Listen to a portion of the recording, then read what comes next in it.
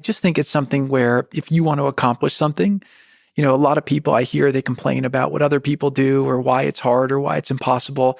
And again, I say this as somebody who's been so blessed with so many things in life. But, when I've had challenges or things I've wanted to achieve, I just focus and say, what can I do? And I'll read everything I can get my hands on.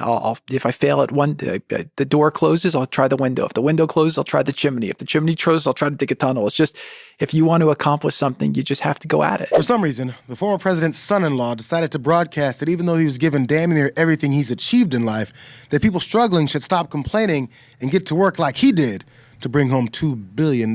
We hear our colleagues bring up certain things like, the Biden family took money from a foreign entity, right? And it's just like, well, really? I mean, do they really not know that Jared Kushner took $2 billion from the Saudis? I mean, by the way, they go on Twitter and blame the Saudis for 9/11. But then Jared Kushner, who, by the way, was not a wealth expert before he worked in the White House, nor was he a Middle East expert before he worked there, gets $2 billion from the Saudis, and they don't have any questions. And I just think that the American people recognize that they have no credibility. It's why the stuff they've been selling in this committee for 9 months has not translated, which is why they got to start it all over again. You don't have any credibility when you only want to look at one side of the coin. Even though Representative Moskowitz has to regularly remind his colleagues about the countless investigations that they could launch into Trump and his family's dealings with Saudi Arabia, it's not a secret at all. Chris Christie's been calling it out too. Why would you send Jared Kushner to the Middle East when you have Rex Tillerson and Mike Pompeo as Secretaries of State? Two incredibly accomplished men. You send him. Why? We found out the answer 6 months after he left office. $2 billion. From the Saudis to Jared Kushner and Ivanka Trump. $2 billion.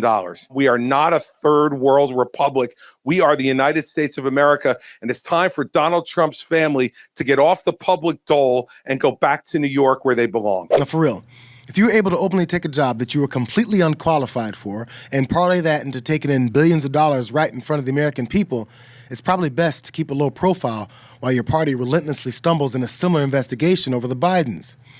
That money must have come with some future expectations for Kushner to continuously run PR for the Saudis, because back in October, he went on Fox News to promote them, while simultaneously bashing Americans on college campuses. It was a very interesting time to be over there, and I've been there many times before.